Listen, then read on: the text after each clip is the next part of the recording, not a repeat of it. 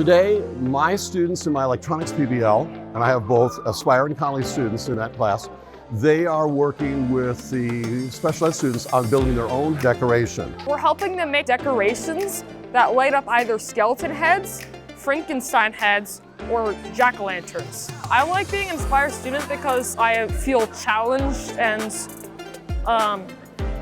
well, honestly, the PBL honors class is amazing. The goal is appreciation and awareness of STEM, how cool it is. And so this is a way to give back, it's a way to share, it's a way to create excitement.